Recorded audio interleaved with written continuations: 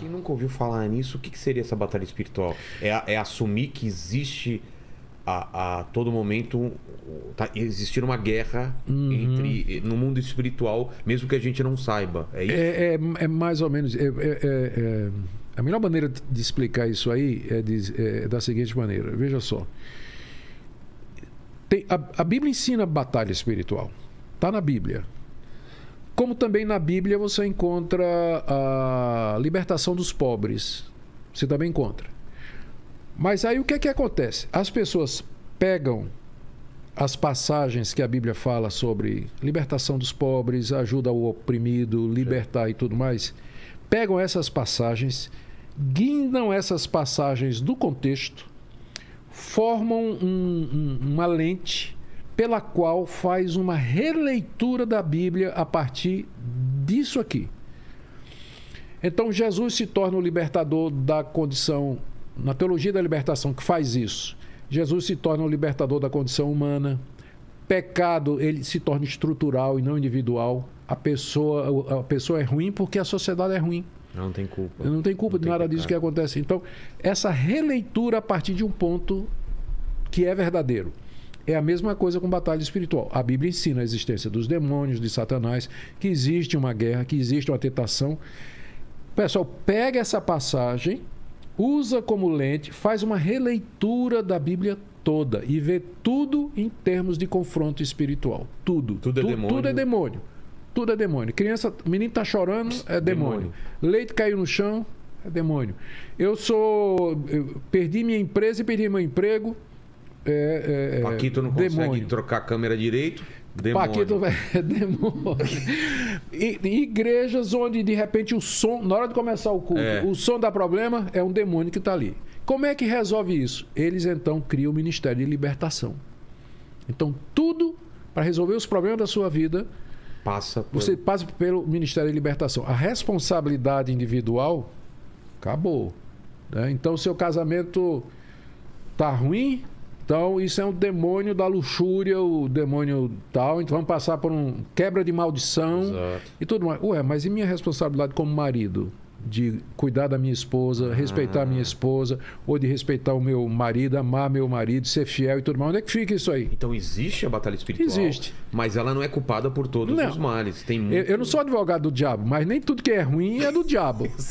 Ele mesmo deve falar, desculpa, mas essa música ruim aí não fui eu que fiz, não, cara. Exatamente. Muita coisa ruim fomos nós que trouxemos sobre nós mesmos pela nossa própria decisão. Mas qual é o problema de você colocar tudo como batalha espiritual? É tirar a responsabilidade. Tirar a responsabilidade. E você ficar totalmente sujeito a sempre ter uma ajuda superior do pastor ou da... Fica refém disso aí. De passar por processo de libertação, quebra de maldição, retroceder, fazer hipnose para retroceder, para ver se tem algum pecado na sua ascendência e tudo mais. Entendi. E tem outra coisa também.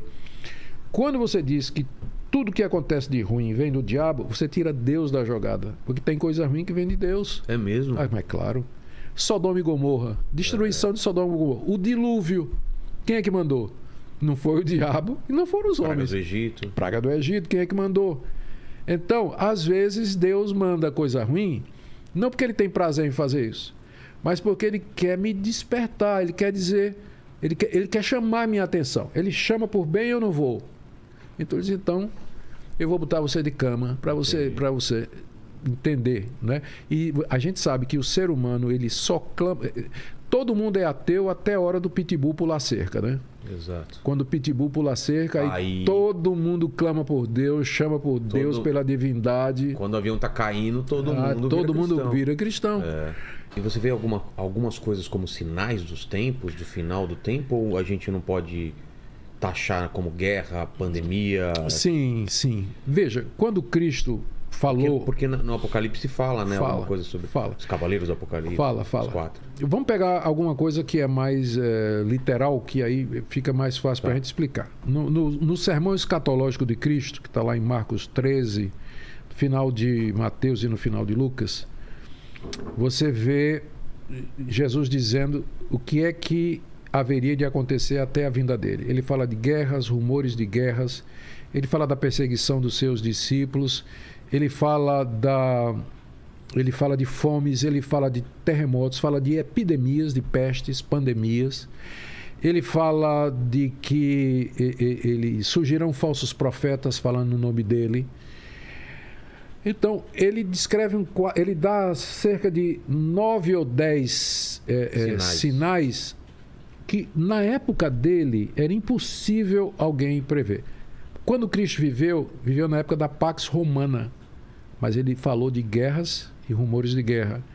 Na época que ele viveu, que ele disse isso, ele estava sozinho, aliás, ele estava no Monte das Oliveiras, perseguido pelos judeus, traído já por Judas, vai ser negado por Pedro, e os 10 discípulos que sobraram, sim, fugiram na hora que apertou. Na hora que apertou. Então, como é que ele poderia dizer que um dia o nome dele seria tão conhecido que viriam pessoas no nome dele e que seus discípulos seriam levados diante de reis e de autoridades para defender e tudo? Então, aqueles sinais eles foram dados para mostrar que Jesus é o Filho de Deus, que ele é profeta, ele conhece o futuro. Então, isso que ele falou a respeito dos sinais se cumpre até o dia de hoje. Desde que ele falou essas palavras, nunca parou de ter guerra, pandemia, peste, doença, perseguições, cristãos sendo perseguidos, falsos profetas, nunca parou. Sempre teve épocas mais, épocas menos. Esses sinais foram dados não para a gente marcar a data da vinda dele, mas para ter certeza de que ela vai acontecer. Porque se ele acertou nisso, ele também vai acertar quando ele disse, eu vou voltar. E qual é essa intenção da segunda vinda de Cristo? Aquele plano final. Ele veio e fez o que tinha que ser feito. Fez. E agora ele volta para apagar a luz. Arrematar, né? É. Lembra do que a gente falou no começo da nossa conversa? Que Deus tem um plano. E que esse plano termina num novo paraíso onde o pecado não é mais possível e tudo mais. Ele vem para estar conosco lá. Deus pode dar o dom de línguas, que não é revelatório. Qual é a função do dom das línguas? Biblicamente falando, é exaltar e louvar a Deus num idioma que você nunca aprendeu. E o milagre está nisso. Entendi. Tá? O milagre está nisso. De repente, mas ele é pessoal, é para mim? Ou é para ele pode ser exercido em comunidade, desde que siga a regra de 1 Coríntios capítulo 14. 2 pessoas, no máximo 3, em sequência, e tem que ter intérprete. São as 4 regras. O intérprete faz o quê? Ele interpreta aquilo que você falou. Vamos supor. Mas isso não é uma revelação também? É uma revelação não do plano de Deus ou do que é que Deus vai fazer ou deixar de fazer, mas daquilo que foi dito. É distinto. É uma tradução. Seria uma tradução. A capacidade de você traduzir. Quando eu digo que ele não é revelacional, eu quero dizer que o dom de línguas, eu estou dizendo que através das línguas, Deus não está revelando nenhuma etapa nova do plano dele. Entendi. E da mesma coisa, profecia. Profecia... hoje eu não creio que hoje exista profeta como o profeta Isaías, o profeta Daniel, como o apóstolo João, que nos deu o livro de Apocalipse lá na ilha de Patmos. Eu não creio que haja mais isso hoje. Não tem necessidade? Não creio. Essa língua seria a língua dos anjos? É uma língua espiritual? Não. O que é? São idiomas humanos falados por alguém que não conhece. Se eu de repente aqui começasse a louvar a Deus em mandarim. Entendi. E aí, de repente, você entendeu. E trazia, olha, ele acabou de dizer isso aqui. Entendi. Então, alguns acham que é língua de anjos por conta de uma interpretação equivocada de 1 Coríntios capítulo 13, aquele famoso capítulo do amor, onde Paulo diz, ainda que eu falasse a língua dos anjos e dos homens, se eu não tivesse amor, nada seria. Mas ali ele está colocando na condicional. Ele está dizendo, ainda que, não quer dizer que ele fala. Está dizendo que ainda que falasse, o amor ainda seria maior. Então, quando ele diz, ainda que eu falasse a língua dos anjos, não quer dizer que é possível falar a língua dos anjos. Está dizendo que ainda que ele falasse, o amor ainda seria maior. Entendi. Então, ali não está dizendo que a gente fala a língua de anjo. O que da Bíblia a gente pode levar como alguma coisa que a gente tem que ler como uma verdade, sim, aquilo aconteceu, e o que é metáfora, o que é uma forma subjetiva de falar? Por exemplo, paraíso. A gente tem que entender que o paraíso existiu daquela forma, Adão e Eva, ou aquela é uma forma da Bíblia mostrar pra gente uma história que tem um significado oculto. Como que a gente pode ler a Bíblia e entender aquilo como deve ser? Certo. Olha, a melhor maneira não só de ler a Bíblia, mas de ler qualquer texto, Vilela, é você sendo leal ao texto. Os textos pedem para ser lidos de uma determinada maneira. Isso não só a Bíblia. Qualquer texto. Vou ler Camões, vou ler qualquer coisa, eu tenho que entender que tempo que ele foi escrito. Você está diante de uma poesia. Tá. Então, a primeira coisa é você entender o gênero literário. Certo. Tá? Então, aquilo ali está na cara que é uma poesia. Então, você vai ler aquilo como poesia. Certo. Aquilo está na cara que ele pede para ser lido, ele se apresenta como uma narrativa. Certo. Então você vai ler como uma narrativa. Então, esse é um princípio básico de leitura, é a fidelidade ou a honestidade com o texto. O texto para ser lido como. E uma vez que você faz a leitura, só então você vai julgar o texto, tá certo?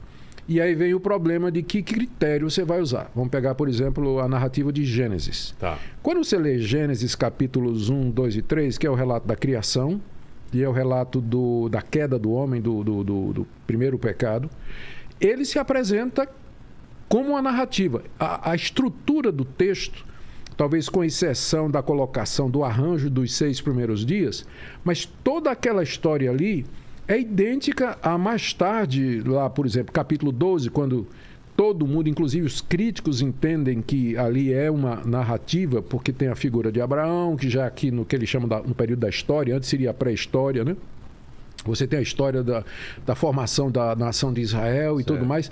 É exatamente o mesmo estilo. Então, Gênesis de 1 a 3 pede para ser lido como se fosse história. A ideia é que o leitor vai se aproximar do texto, lendo aquilo como tendo de fato acontecido. Uma vez que eu leio... Então fez-se a luz, separou a luz da escuridão e tal. Aquilo é uma narrativa. É uma narrativa.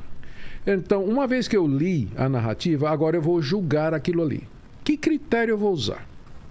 O critério que o pessoal vai usar, hoje em dia vai usar, é dizer, bom, a ciência prova que não foi assim, isso aí não é verdade, que não foi assim que o mundo aconteceu. Só que essa declaração, ela é uma declaração um pouco subjetiva. Primeiro, porque Gênesis está narrando coisas que a ciência não tem condição de averiguar. A ciência é baseada em experimentos, em fatos, hipóteses e testes, e não tem como você colocar num laboratório ou submeter às leis da verificação científica coisas que aconteceram, por exemplo, Deus. A ciência não prova nem desprova. Milagres, a ciência não prova nem desprova. Está fora do alcance da ciência. Então, que critério eu vou usar para poder dizer que Gênesis de 1 a 3, aquela história que está sendo apresentada a mim, ela de fato não aconteceu? Exato. Então, o texto pede para ser crido. Então, a ciência ela pode nos ajudar a entender alguns processos. Por exemplo, a questão da macroevolução e da microevolução. É uma distinçãozinha meio boba, mas ela é muito útil. Macroevolução é a ideia de que uma espécie evoluiu em outras. Isso aí é básico para a teoria darwinista. A microevolução é a adaptação de indivíduos de uma mesma espécie num determinado ambiente.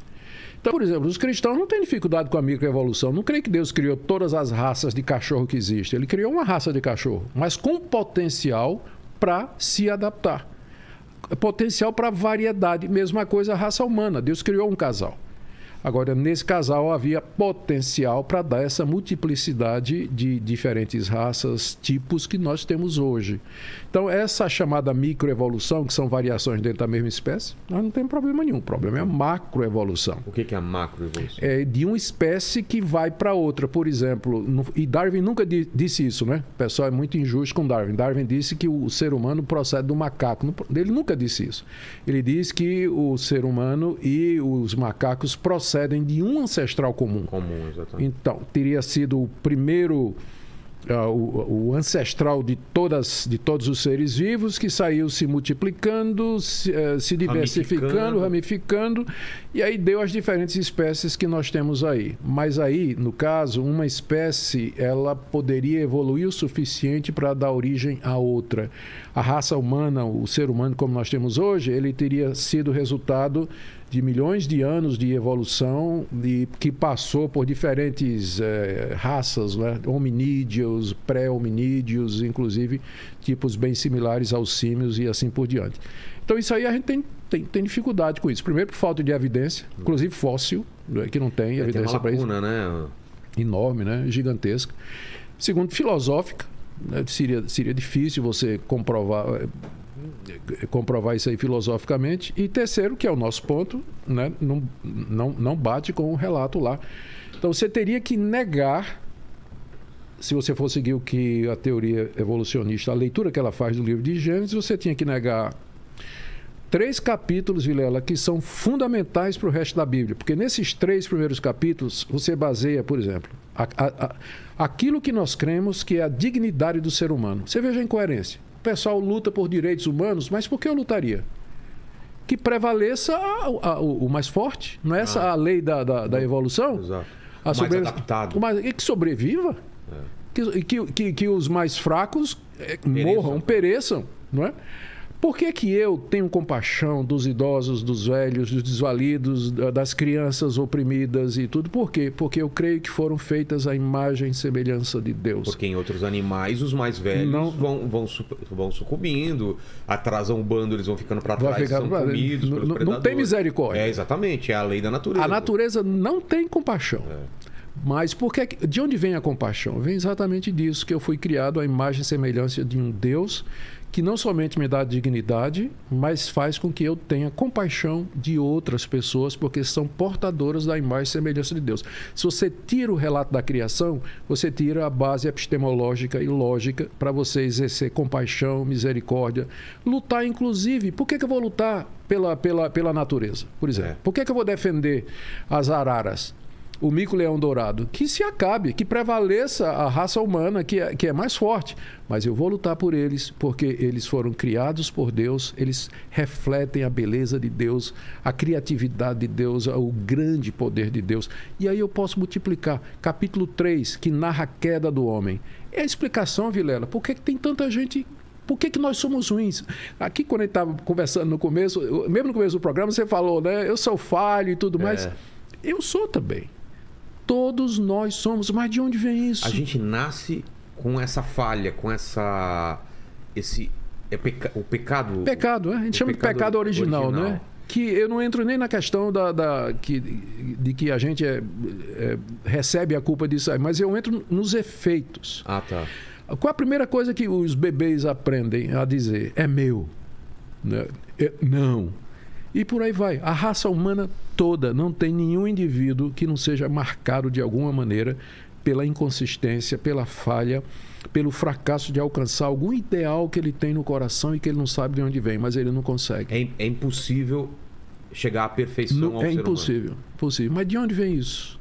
Por quê? E o capítulo 3 do livro de Gênesis diz por quê.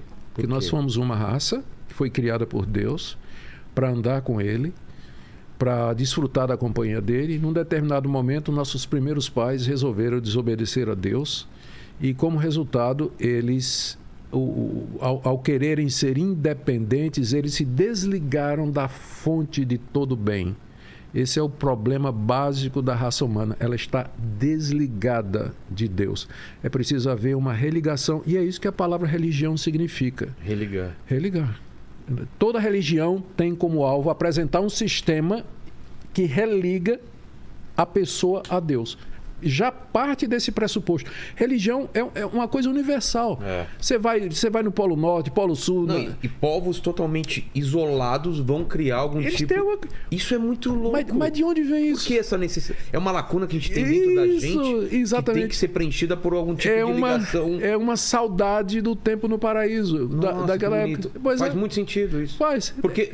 Sacrifício, tudo. Desde dos povos pré-históricos. Tudo, sempre. Quando ele começou a ver que as pessoas estavam morrendo, eles começaram a enterrar essas pessoas, começaram a fazer algum tipo de cerimônia e rezar a um Deus que ele não entendia, alguma coisa superior, porque sentia o quê? Sentia uma falta, exatamente, um não entendimento daquela finitude. Exatamente. O plano de Deus, ele previa a queda. Sim. Porque se ele deu o livre-arbítrio, é possível que esse homem ou essa mulher pecassem. Vou até então, tomar um café. Começar a viajar. Então ele previa esse pecado. E ao mesmo tempo, ele tinha um plano que no final tudo se resolveria e a gente voltaria a esse novo Éden ou a essa ligação total. Isso. Então, seria heresia da minha parte dizer que Deus imaginou que tudo isso ia acontecer e isso faz parte da vontade dele? Sim. É mesmo? É. Mesmo as coisas ruins que a gente escolheu? Sim, eu vou explicar. Primeiro, agora, imagine o dilema de Deus, por assim dizer. Eu sempre tento me colocar na posição de Deus e eu não consigo porque é uma coisa tão absurda. Mas tem algumas coisinhas que a gente pode imaginar. Então, eu não consigo. Como que você pode saber de tudo e ao mesmo tempo se surpreender quando um filho teu volta e você se agraciar e você ficar feliz, mas você sabe que aquilo aconteceu? Eu não consigo entender isso. Sim. Não sei se eu também vou conseguir tirar essa dúvida, não, mas eu vou dizer o que eu penso. Então, veja só, imagina o dilema de Deus. Ter com ele, para ele, por toda a eternidade, uma raça de seres à imagem e semelhança dele, que voluntariamente quisessem ficar com ele, sem possibilidade de outra decisão. Eu coloco isso com meu filho. Eu não queria isso pro meu filho. Bom, agora imagina que ele fosse obrigado a me amar. Ele não teria outra opção. Que vantagem tem? Pois é, então, Deus poderia ter feito pessoas assim, obrigado essas pessoas a amá-lo. Um robô. Ou então, Deus poderia criar a história da redenção, uma história onde as criaturas, onde de uma maneira que nós não sabemos, Deus, é uma das coisas que eu não sei, de uma maneira porque a Bíblia não explica também, Deus conduziria todo o processo de forma que o final fosse esse, mas através das decisões, e aqui vem, livres, espontâneas, voluntárias de suas criaturas morais, que são os anjos e os homens. Através das decisões livres dos anjos, dos homens, Deus constrói a sua história de forma que o final dela vai ser esse aí. Aí vem a grande questão. Como é que Deus pode ser soberano e nós podemos ser livres? E essa é a resposta para a qual essa é uma pergunta para a qual os teólogos não têm uma resposta, porque as respostas que são tentadas ou que foram dadas, elas acabam ou anulando a soberania de Deus, como por exemplo a teologia relacional, que há pouco tempo foi defendida por pastores aqui, inclusive famosos de São Paulo, dizendo que... lembra daquele tsunami que teve na costa da Ásia? Claro. Aí o pessoal veio em cima de... Por que Deus... permitiu? Deus não sabia que aquilo ia acontecer? Por que ele permitiu aquilo ali? Resposta desses pastores: Deus não sabia. Deus não conhece o futuro. Deus não é onisciente. Então, essa solução do dilema torna Deus menos daquilo que ele é. A outra é você enfatizar a soberania de Deus de tal forma que você torna o homem um autômato, sem decisões falsas, não são verdadeiras. E aí que tá, você tem que manter as duas coisas juntas. Deus é absolutamente soberano e o homem é responsável. Como é que a Bíblia lida com isso? Ela apresenta as duas verdades como dois trilhos. Imagina, você está no trilho do trem, você está ali. Você olha lá no final... No horizonte. No horizonte. As linhas se encontram. Mas só no horizonte. Certo. Elas caminham paralelas, mas só vão se encontrar no horizonte. Soberania de Deus, responsabilidade humana. Lado a lado. Você não sabe... Onde uma termina, outra... Você não consegue fazer isso. Mas lá no fim da história, eu vou entender isso aí. Então, vou te dar um exemplo. A morte de Cristo. Então, exato. Morte de Cristo. Ele poderia, a qualquer momento, evitar a morte. Podia, né? Podia? Pois é. Quando Pedro, no famoso sermão de Pentecostes, lá no livro de Atos, capítulo 2, ele prega lá para os líderes que tinham condenado Jesus 50 dias antes, ele disse assim: esse Jesus foi entregue pelo determinado desígnio de Deus e vocês o mataram. E ele colocou a culpa nos judeus. Primeiro ele disse, olha, ele morreu segundo o plano de Deus. Segundo a vontade de Deus. E vocês o mataram. Então, no mesmo versículo, você vê a soberania de Deus e a responsabilidade humana. É assim que a Bíblia trata esse assunto. Eu posso citar para você dezenas de passagens bíblicas que dizem que nada acontece sem que seja a vontade de Deus. A mais conhecida, Jesus disse, não cai um passarinho no chão se não for a vontade do meu Pai que está nos céus. Eu poderia citar dezenas de passagens onde a Bíblia fala de um Deus soberano, Senhor de todas as coisas, que decretou tudo o que existe. E, ao mesmo tempo, eu te dou uma dezena de passagens onde fala assim, arrependa-se, mude de vida, escolha, coloque, por exemplo, a palavra de Josué ao povo de Israel, antes de entrar na terra prometida, coloco diante de vocês a vida e a morte, escolha entre servir a Deus outros deuses, eu e minha casa serviremos ao Senhor. Jesus mesmo disse para as multidões, vinde a mim todos vós que estáis cansados e oprimidos, eu vos aliviarei. No final do Evangelho de Marcos está escrito assim, pregai o Evangelho a toda criatura, quem crer e for batizado será salvo, quem não crer será condenado. Então, essa é uma questão para a qual não existe uma resposta. Não é que isso... Além da nossa capacidade mental de entender. Não é que isso é uma contradição, mas a gente chama de um antinômio. São duas verdades para as quais não existe uma explicação lógica para nós. Não é porque elas são contraditórias, mas porque elas estão acima do que a gente pode imaginar. Porque a gente está pensando como homem. Agora, Rogério, a gente está lidando com um ser que ele é tão grande e tão mais do que nós, que ele é capaz de fazer isso. Ele é capaz de criar uma história, saber o que vai acontecer. Ele sabe porque ele criou. Não é? Criar uma história e saber o que vai acontecer e, ao mesmo tempo, colocar dentro dessa história pessoas como você e eu que tomamos decisões livres. Quando você toma uma decisão, você toma livremente. Você escolhe fazer isso. A escolha de você estar aqui e de eu te convidar. Sim, é são sua. Escolhas nossas. Nossa, eu e você. Mas faz parte do plano de Deus. Não tenha dúvida. E eu já então tô vendo... eu não tenho livre-arbítrio. Mas é que tá, tem. Tanto é que você vai ser responsável por um dia ter convidado... Exato.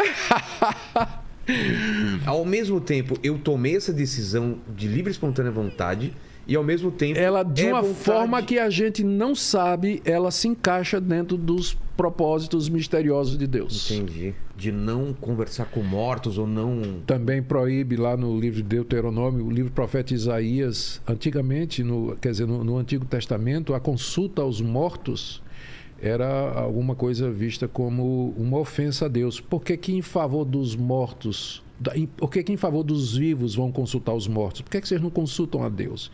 Então, na hora que você vai consultar os mortos, é uma negação de Deus. Entendi. O que é que você quer saber, ou o que é que você vai pedir aos mortos que Deus não poderia dar? Então, não é tanta consulta aos mortos, mas o que é que isso representa com relação a Deus?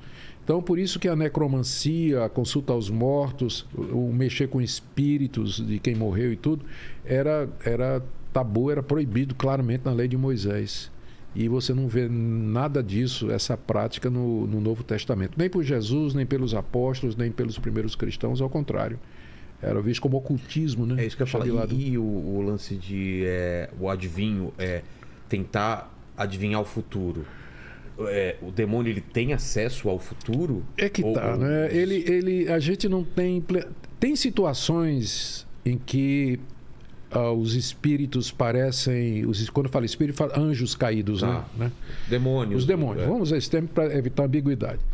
Tem situações em que os demônios parecem ter um conhecimento privilegiado do futuro. Há um caso lá em Atos, capítulo 16, do apóstolo Paulo na cidade de Filipos.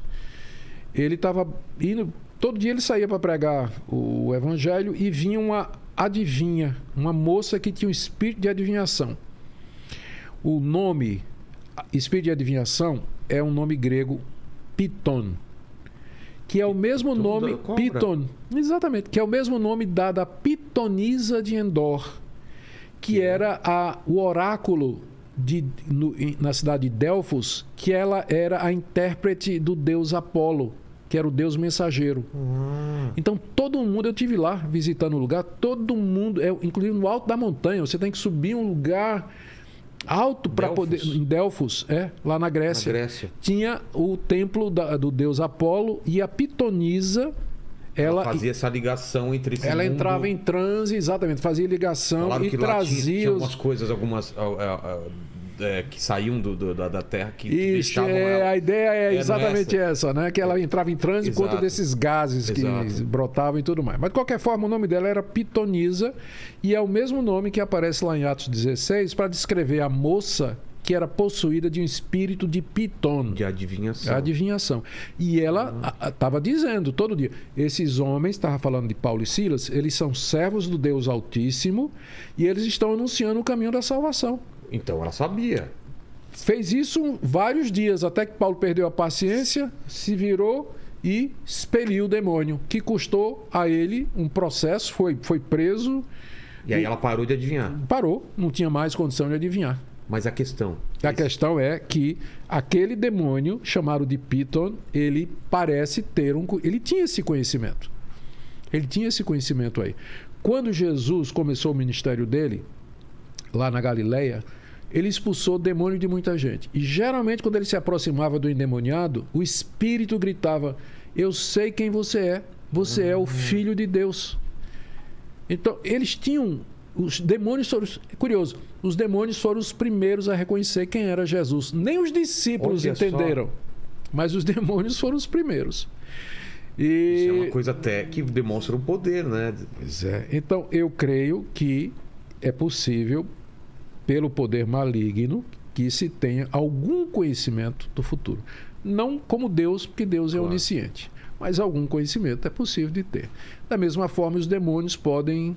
Manipular também, parecer, fazer com que coisas pareçam miraculosas ou milagre mesmo, eu creio que...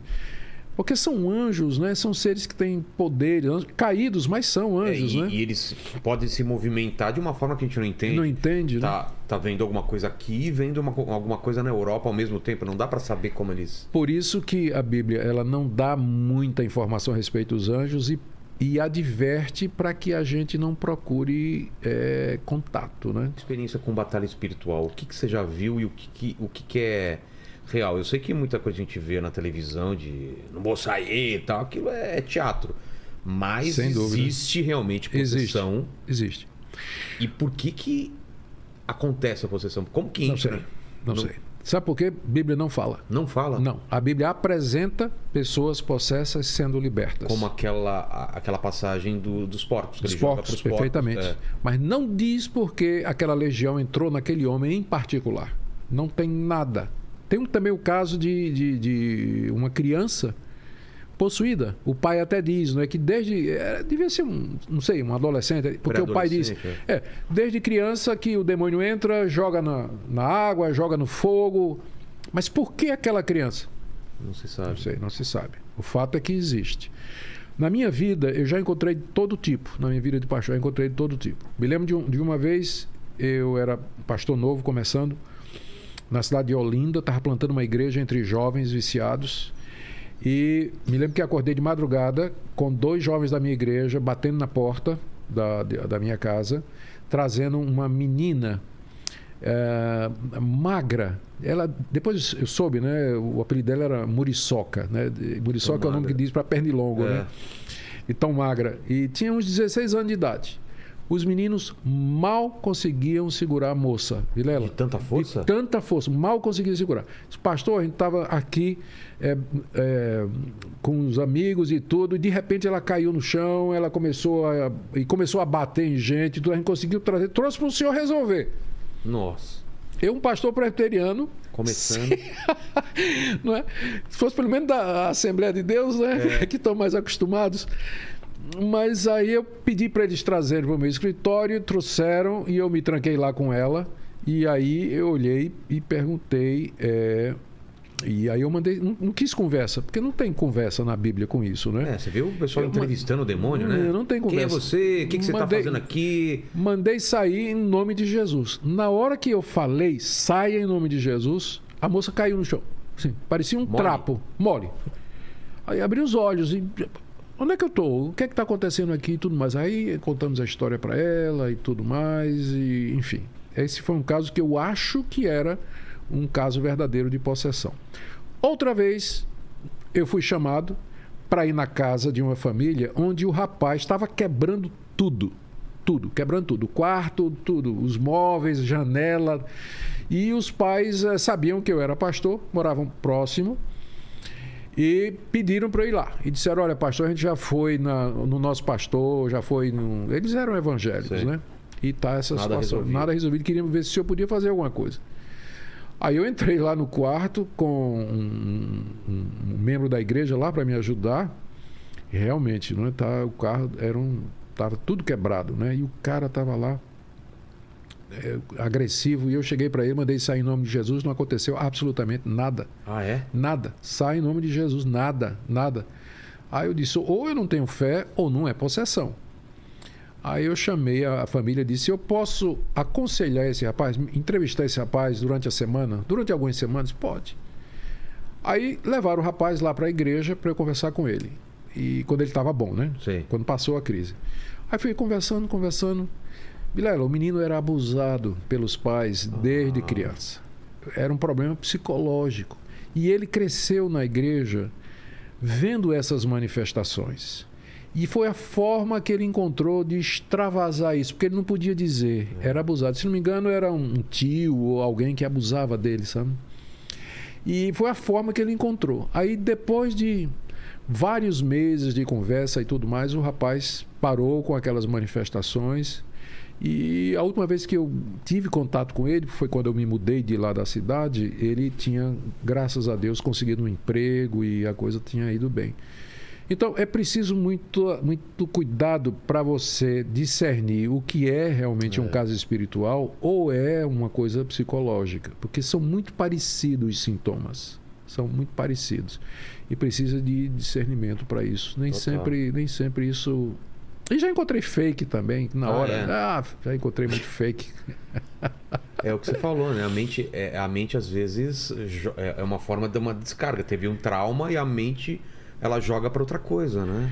Mas tem o real. Existe o real. Tem.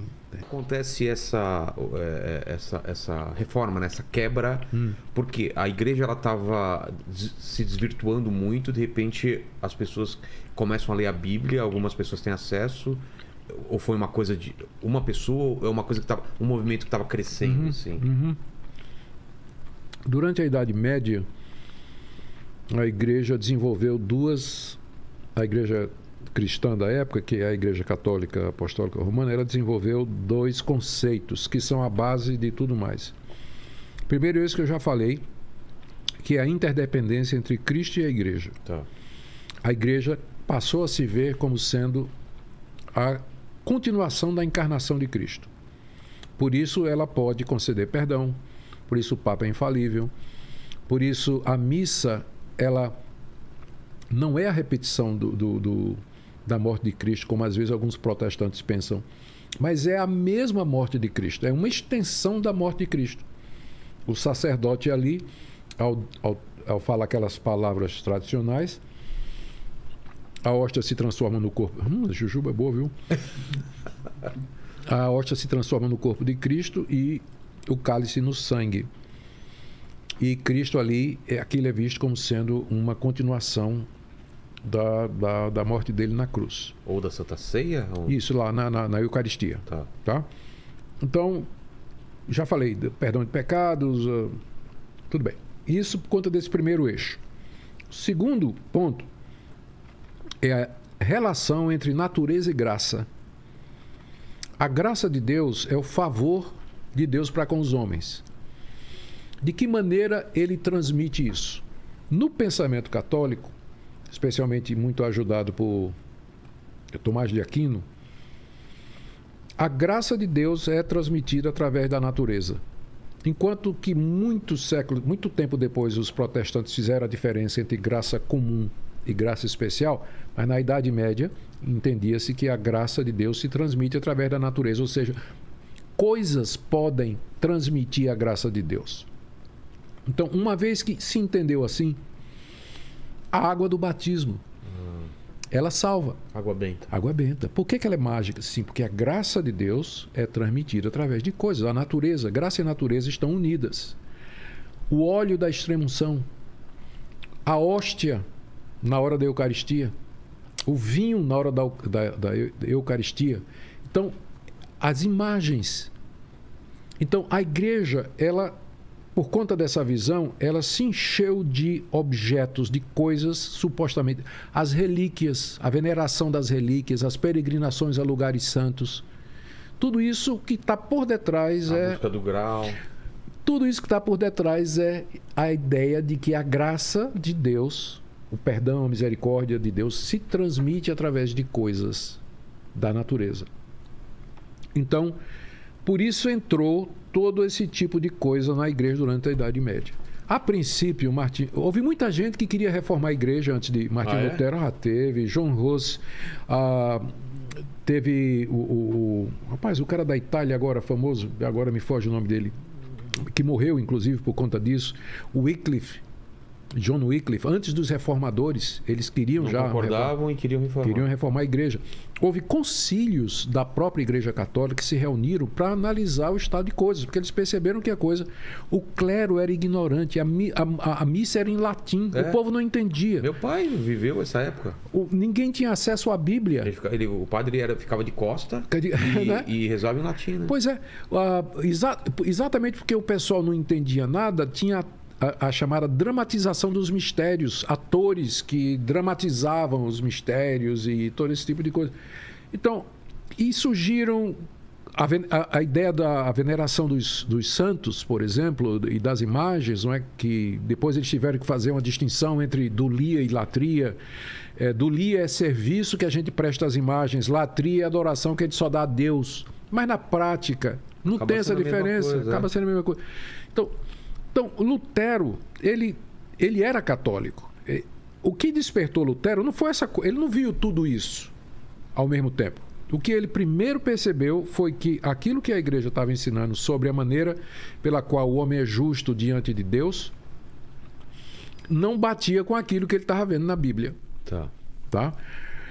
Porque a grande massa não tinha nem acesso à Bíblia. Nem acesso à Bíblia. Mas ele tinha. Por quê? Porque era padre. Ele tinha acesso a isso aí, não é? Ele tinha acesso. Os padres liam a Bíblia. A Vulgata Latina, na verdade. Que é a Bíblia de Jerônimo do século IV. E ele, lendo Romanos, ele viu que está escrito lá que o homem é justificado pela fé em Cristo sem as obras da lei. E ele entendeu que aquilo era um ato de Deus. Deus justifica o pecador, isso é um ato de Deus. Enquanto que no pensamento católico da época, a justificação era um processo. Quando você era batizado, você recebia graça, e essa graça ajudava você a praticar boas obras. E dessa forma você ia se justificando. Então a justificação na Igreja Católica era um processo. Ainda é, que ela não mudou absolutamente nada. Então, a justificação é um processo no qual você é ajudado através dos sacramentos da igreja, a própria igreja e por aí vai, não é? Enquanto que no pensamento luterano, ele viu e disse, não, é um ato de Deus. Batismo, crisma... Isso tudo é catolicismo. Então, Lutero disse, não, o homem é justificado pela fé, é um ato. Deus o declara justo. E a partir daí ele é justo até o fim da sua vida. O que ele tem que fazer agora é viver de acordo com isso. Entendi. Que aí é um processo. Então, quando ele descobriu isso aí, ele quis um primeiro debate com os doutores da igreja a respeito disso, e aí veio a história toda, né? A coisa ganhou força, ganhou movimento, ele teve adesão de alguns príncipes alemães, até pelo motivo não muito certo, que estavam indispostos com o rei, políticos e tudo. Mas o fim é que o movimento começou a ganhar força e foi se espalhando por outros países da Europa. Em linhas básicas, o que os reformadores queriam era um retorno. Eles diziam, nós não estamos ensinando nada novo, porque essa era a acusação, que eles estavam trazendo uma doutrina nova. Isso não é nada novo. Isso é que os pais ensinaram, isso é o que Agostinho ensinou, isso é o que Anselmo ensinou, isso é o que outros pais da igreja ensinaram, é o que está na Bíblia, é isso que nós queremos. E se perdeu durante a Idade Média por conta desses dois desenvolvimentos que eu falei. E o ponto principal foi com relação à Escritura. Porque a Igreja Católica tinha como fonte de autoridade a Bíblia, a tradição e o magistério católico, que era o conjunto de doutores encabeçado pelo Papa. Então, a Bíblia está no mesmo pé de igualdade da tradição. Onde é que você encontra a doutrina do purgatório, da virgindade perpétua de Maria? Não é na Bíblia, mas na tradição. Alguém colocou isso e foi passando de geração para geração. De geração para geração. Tá. E aí Lutero disse não. Só a Bíblia. Para nós, só o que está na Bíblia é verdadeiro cristianismo. E aí foi o grande ponto de cisão, né? A questão da sola escritura, somente escritura. Mas a Bíblia católica é diferente da protestante. 7 livros a mais que foram adicionados na Contra-Reforma. Quando teve a Reforma, era a mesma. Era a mesma. Depois, na Contra-Reforma, no Concílio de Trento... Quanto tempo depois? Muito tempo? 1500 e pouco. Não muito tempo. Tá. Não muito tempo depois. Esqueci a data exata agora. 1500 e pouco. Na Contra-Reforma, lá na cidade de Trento, na Itália, a Igreja Católica estabeleceu que a Bíblia era a Vulgata Latina, de Jerônimo, e aumentou 7 livros, acrescentou 7 livros ao cânon do Antigo Testamento. E manteve o Novo Testamento idêntico. Não teve diferença. Ela fez isso? Não viu...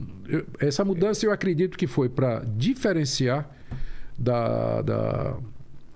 dos protestantes, para mostrar que eram movimentos distintos agora, e porque alguns dos apócrifos dariam base para algumas dessas doutrinas, como doutrina do purgatório, obras e coisas dessa natureza. Alguns desses apócrifos fortalecem isso aí.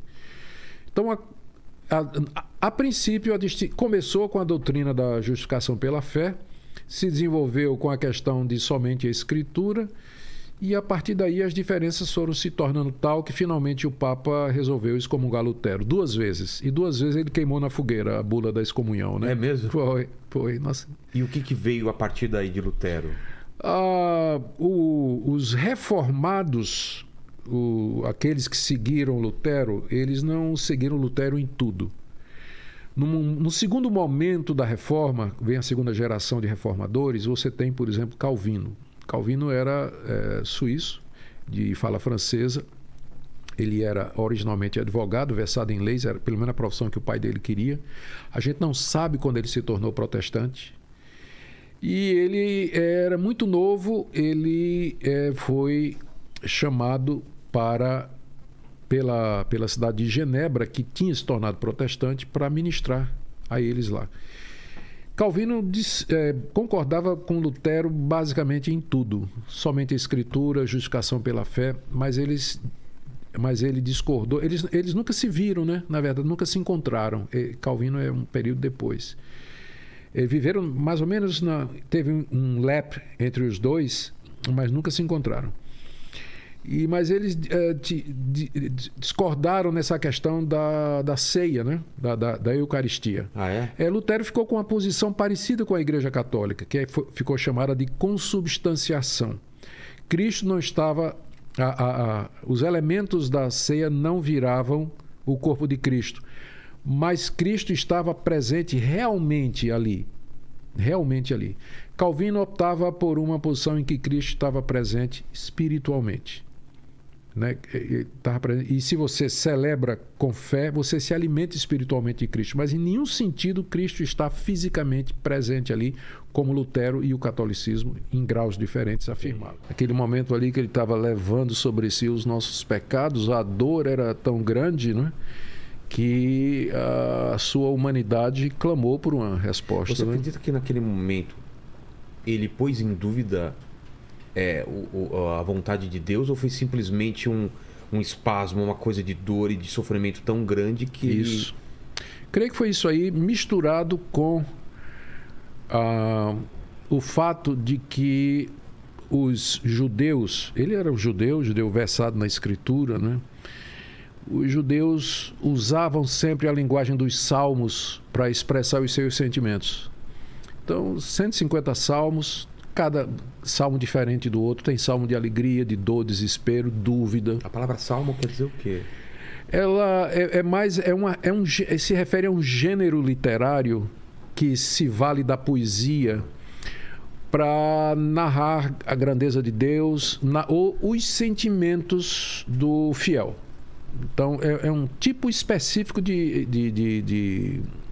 gênero literário, né? Que ele é próprio da linguagem bíblica, mas não é impossível alguém fazer hoje, né? A gente poderia propriamente chamar de salmos alguma construção poética que alguém fizesse, que tem como objetivo falar da grandeza de Deus e tudo mais, né? E Jesus, nessa hora, ele usa... O Salmo 22 é um salmo que começa exatamente o rei Davi dizendo isso.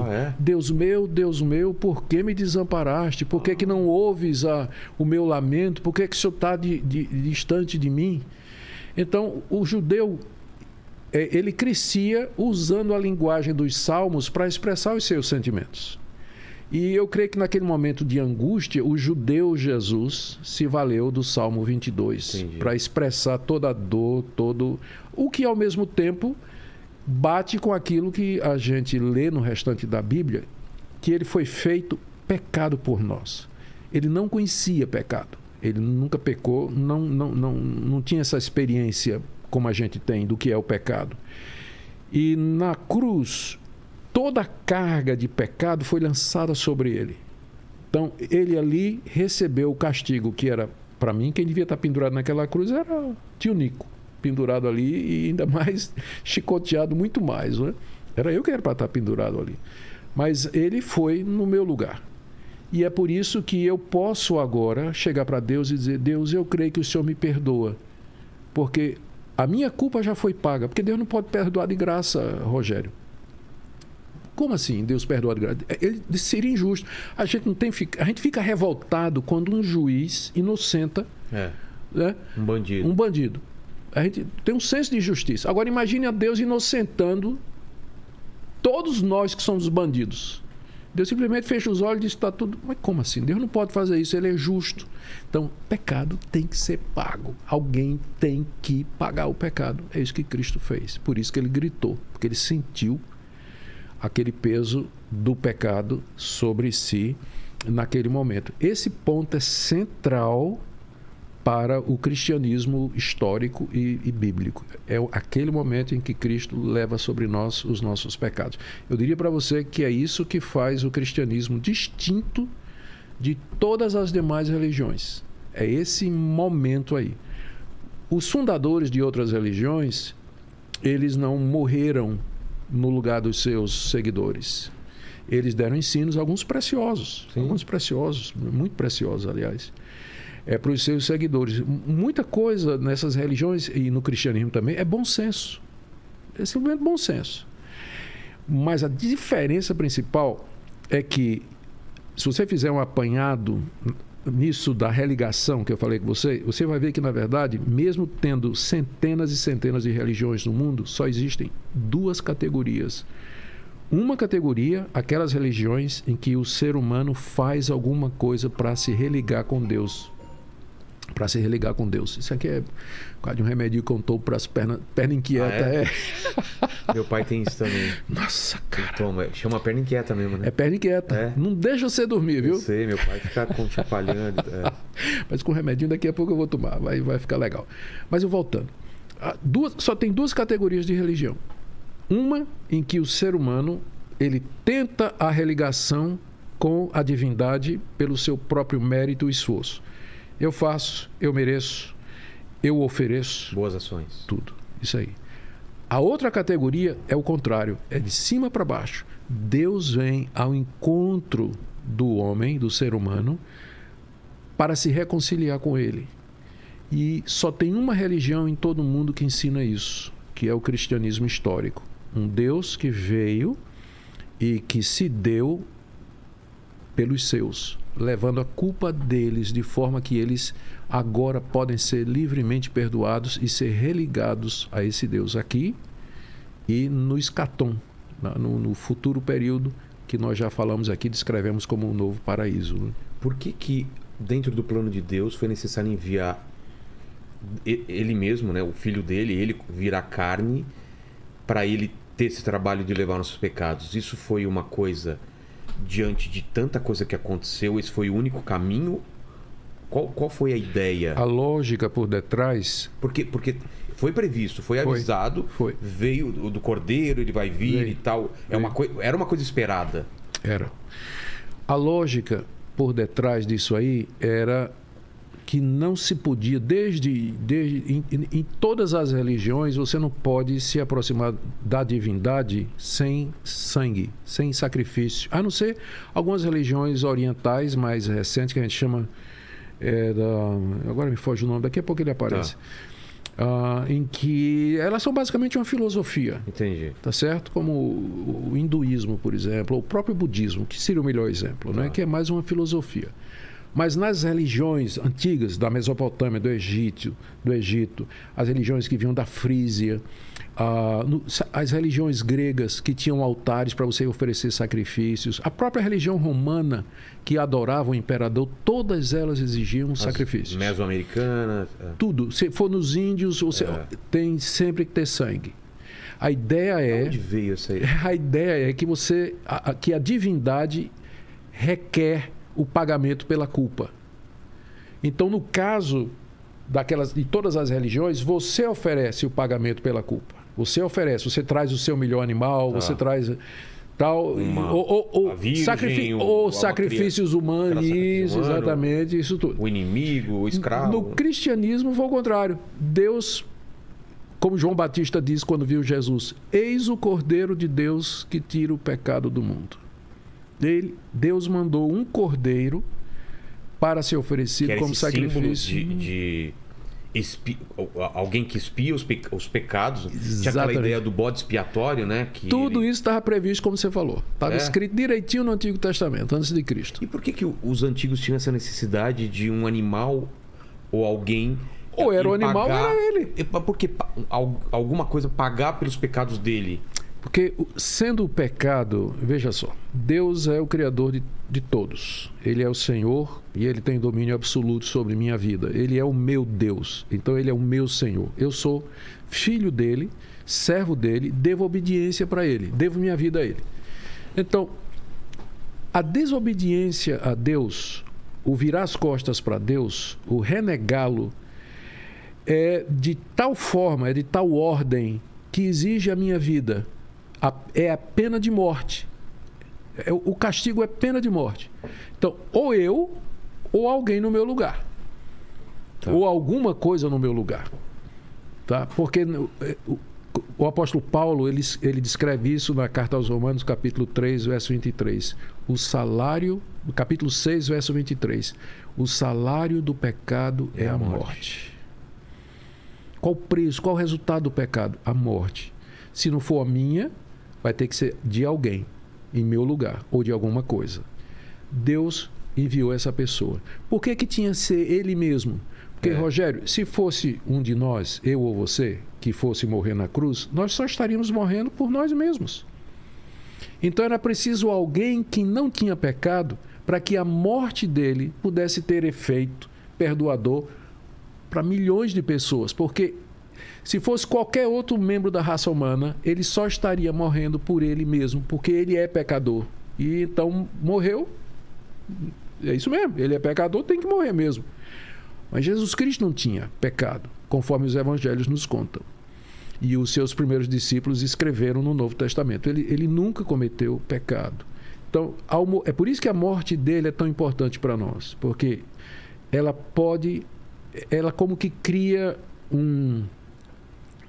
com base nela, Deus pode chegar e dizer: Rogério, você está perdoado. Entendi. Completamente perdoado. Tudo que você fez, faz e um dia vai fazer. O que basta para mim para ser perdoado? Basta para aceitar. Mim. Que coisa maravilhosa. Que Jesus morreu pelos meus pecados. Crer nisso. Receber nisso e apostar sua alma nisso. Mesmo que eu possa não acreditar nisso e posso ter as melhores ações, eu não... É porque elas nunca serão boas o suficientes. Nunca. Por mais reto, honesto, sincero, verdadeiro que você seja, e eu creio que você é, mas você e eu, nós nunca conseguiremos fazer coisas boas em número suficiente e em qualidade suficiente que possa, em inglês diz, meet the standards, alcançar o padrão que Deus requer de nós. Porque mesmo as nossas melhores obras, elas estão manchadas por motivos egoístas.